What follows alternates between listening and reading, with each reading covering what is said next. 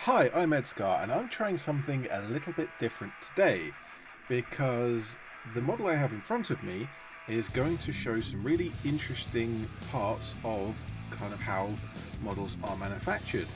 Specifically, it is the ABC Warriors Grav car from Warlord Games, and we have to pay the piper and say thank you very much to Cosmina for packing it for us. But specifically, this model is a resin model, and we have one pretty solid block of resin for the main body, and then we have these slightly smaller pieces that are the kind of grav pieces, whatever kind of mechanism this vehicle uses to fly, that's what they are. But I noticed on here there's quite a few examples of signs of how this particular model was manufactured, and I think it's quite interesting to have a look at that kind of thing. Now, just to be clear, this is a very good quality model, and so if I refer to these features as imperfections, it is not because the model is low quality anyway, it's just that there are these small artifacts and kind of bits that you can recognize from the manufacturing process that have ended up in this model. And this is just like a mold line and that kind of thing, where very easy to clean up, and in a lot of cases, as we'll mention, they're on the underneath, so that doesn't matter anyway. You probably won't even bother because you're never going to look at it from the underneath. So let's get stuck in, and the first thing that I notice is that there are two complete sets of information on this model that show how it was manufactured, because we have clear evidence of 3D printing. We have both pockmarks from 3D printing supports in here, for example, and we also have some layer lines that are just about visible on the windscreen. Not sure if that's going to actually be visible on camera because they are extremely fine. But then we also have signs that this is cast. We have a ragged mold line here from where the silicon was cut, and we also have air release gates here to make sure that the bubbles in the resin don't stay in the model, and we have what appears here to be some kind of rough texture in the silicon that is copied onto each of the parts that are cast in those molds. Well, let's start from the first step, which was the 3D printed kind of original version that then the resin cast copies are made from. So as I mentioned, we have some layer lines that are just the tiniest bit visible on the windscreen there. So it's clear to me that this model was printed at about this angle, kind of with the front of the vehicle up in the air, or more specifically, resin 3D printing works upside down, so it was actually this way up. And as each of the layers were printed, they all have a kind of hard edge, and so when you go to the next layer, as you go around a shape, that edge has to move, so you have a stepped effect. And there's a couple of places on this vehicle where these ridges are visible, but by the time this is painted, those are just going to be absolutely obliterated. That is not an issue in the slightest. And as I'm pretty sure that it was printed this way up, with the front of the vehicle having the nicest detail because that was printed last, and the underneath of the model be having kind of the worst detail. So we can have a look at some of this. It's a bit gnarly here at the back because this has both the worst part of the 3D print and the worst part of the resin casting, which I'll talk about later, but it's also underneath the vehicle, and once you've scraped that down to be smooth, or even I might leave one of those as an exhaust, but you can scrape that to be smooth and that's no issue at all. But we have, if you see these tiny little dots all over here and in here and in here, these are the pockmarks from 3D printing supports. And it's interesting to note that on this surface here, we don't really have, every now and again you can see a few of these pockmarks, but what you see much more readily down this surface is a very smooth, it feels quite smooth, but it has these tiny scratches in, and what that is sanding. So when the original version came off of the printer, all of this surface, and probably this entire side of the model, would have the 3D printing supports attached to it. And what Warlord Games have done, they've cleaned it up, they've sanded down a lot of these surfaces to clean it up, so that if you do want the underneath of the model, it's at least not completely pockmarked over the whole thing. And because they've sanded the original version like that, that means that kind of information, all these scratches, gets transferred into the silicon mold, and that gets transferred again into each of the casts from that mold. But again, just like the layer lines, these tiny scratches from sanding, they would be filled in with paint as you go, so they're not even going to be the slightest bit visible. The remaining 3D print pock marks from the supports, like this, that probably would be visible after painting, but once again, it's on the underneath, so I really don't care. The underneath of this model isn't particularly well detailed. You've got something that looks like suspension, perhaps, something alluding to that, and a general shape. So it's not just a flat block, but it's also not as well detailed, nowhere near as nice as the top, which is the main part of the model. So once the original version was then 3D printed, that version was cleaned up, as we've clearly got signs that there's cleanup happening to the original version, and that was then put into silicon to make a silicon mold. And from the silicon mold, we can then have a look at some of the tells that this was cast with a silicon resin poured into a silicon mold. And one thing I mentioned earlier is this ragged line that runs kind of inside the wheel hub here, up the edge of the running board, whatever that's called, and then under the wheel arch here as well.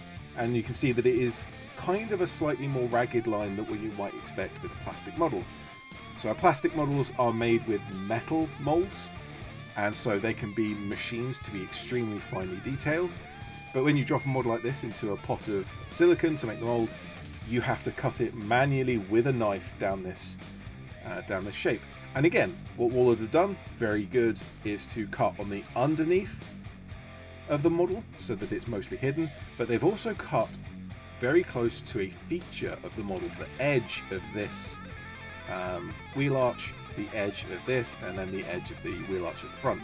And what that means is that it becomes very, very easy, even though this is a bit rougher than a plastic mold line would be. This is very easy to clean up because it's right next to the edge, so we can just scrape that away. And by the time you're looking at it from the top, these little tiny bits that you can see here, they're going to completely disappear. Not going to be an issue at all. The next obvious point that we can make is there is evidence of air release channels. So these kind of look similar to 3D printing supports, resin 3D print supports, and you might even kind of, if you're making a 3D print to cast, you might actually include a 3D print support that you would leave in place to be that. I can certainly see that being done.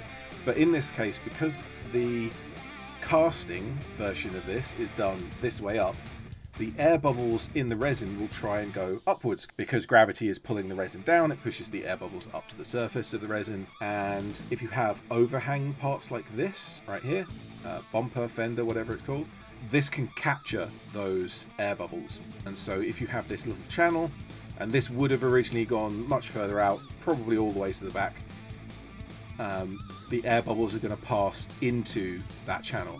And so long as all of the air bubbles have gone past this point, which is the edge of where the material is actually the model, you can just cut that off, sand it down just like you would with a mold line or a bit of flashing, and that's going to give you a nice edge to your model, and all of the air bubbles are going to be in the waste material. Similarly, right up here, this is the most egregious example.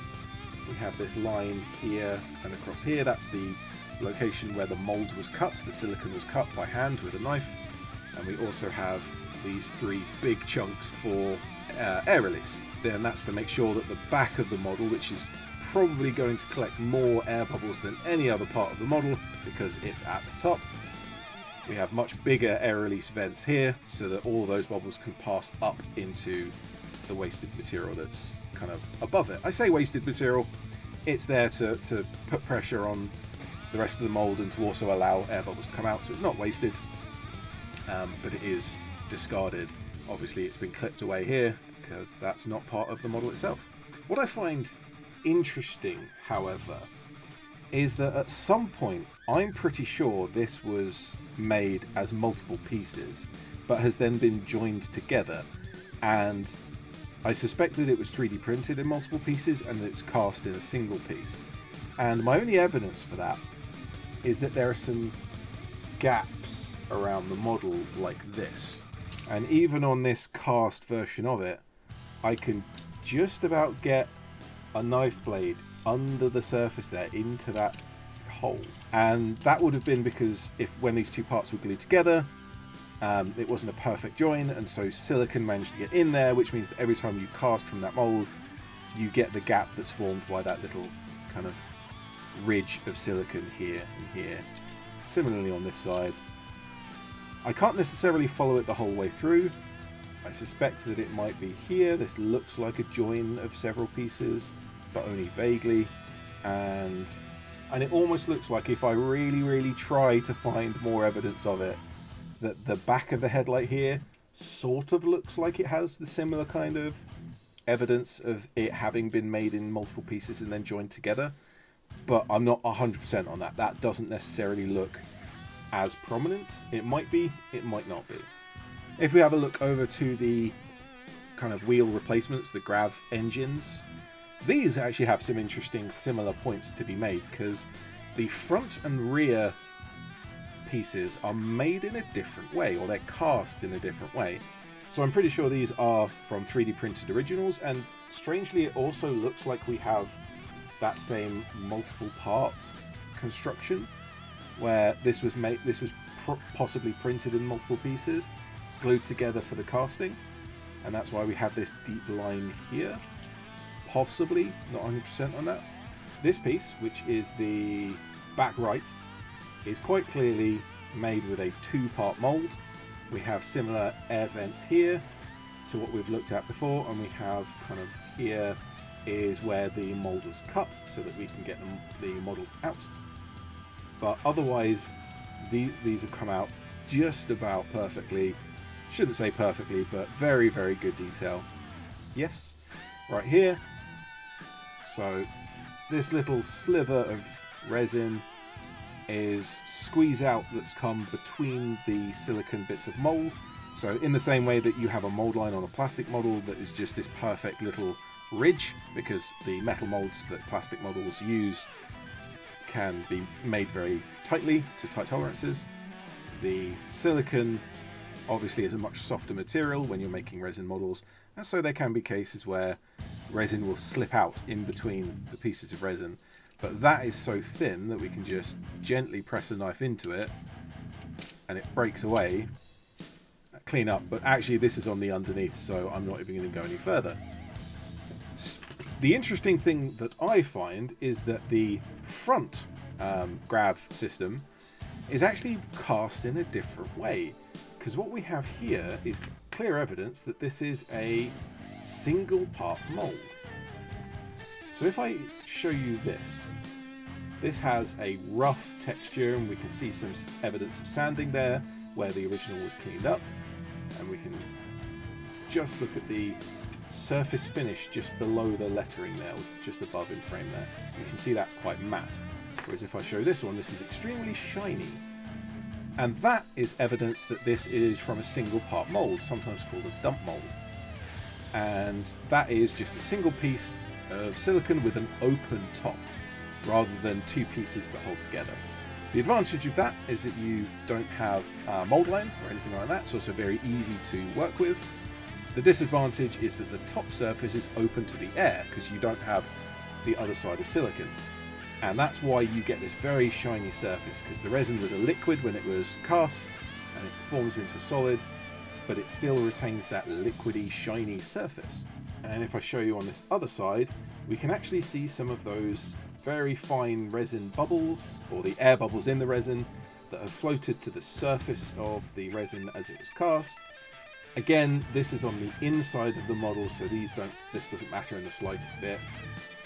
It's just an interesting thing to see how the model was made. The important part of the detail is here, and this has all come out pretty much perfectly. just a tiny bit of clean up on the edges and this will be fine. Similarly with these were made in the 2-part molds.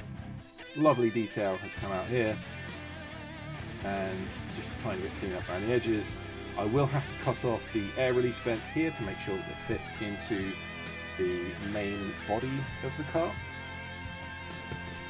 but that's not an issue at all. Alright, I'm going to get to cleaning this up and get to painting it, and that's pretty much it. I really just wanted to show you some of the tells, as it were, in this particular model that are interesting to me, because that's how the model was made.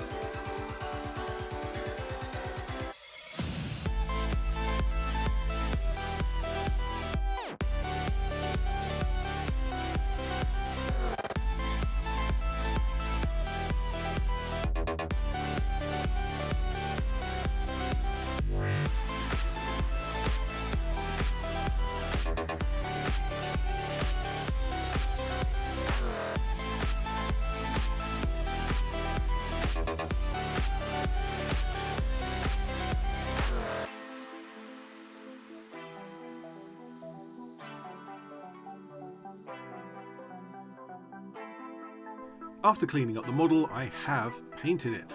However, this video is already running a little bit long, so I've decided to separate it. The painting wasn't all so difficult, so this will come out in a shorter midweek video, so do pay attention to when that comes out. For now, if you have any questions about the features of the model that I've kind of pointed out to show how it was made, or anything else at all, in fact, you just let me know.